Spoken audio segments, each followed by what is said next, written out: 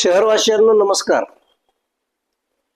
पिंपरी चिंचवड महापौर पदाच्या आरक्षण सोडतीवरून काहीसा संभ्रम निर्माण झाला होता. पिंपरी चिंचवडचे आरक्षण सर्वसाधारण गटासाठी सुटलेले आहे. सर्वसाधारण मग ते महिला असू शकतो, पुरुष असू शकतो.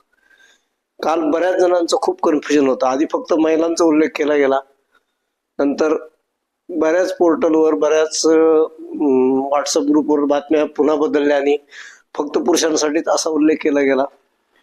पण आता हे सगळं खरं तर पक्षश्रेष्ठीच्या मनावर अवलंबून असणार आहे. त्यांनी जर ठरलं तर ते महिला उमेदवाराला सुद्धा महापौर पदाचा मान देऊ शकतात आणि पुरुषाला सुद्धा देऊ शकतात. तसं म्हणजे आता असं कुठलं बंधन नाही की पिंपरी चिंचवडचा महापौर पुरुषच व्हायला हवा किंवा महिलाच व्हायला हवी.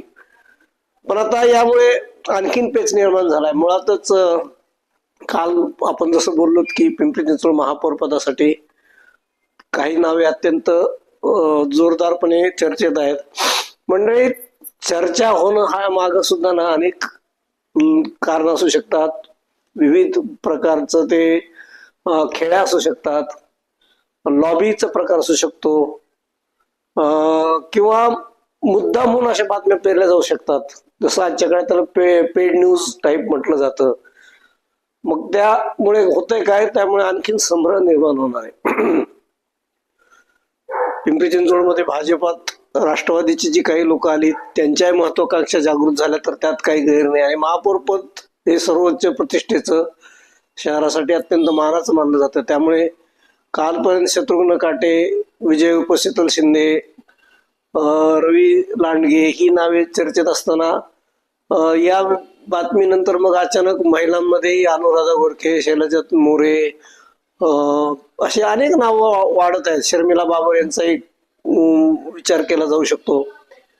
मुळात महापौर पद हे काही खरं असं कुणी मागावं आणि मिळावं इतकं सोपं आहे का, तर खरोखरच असं नाहीये.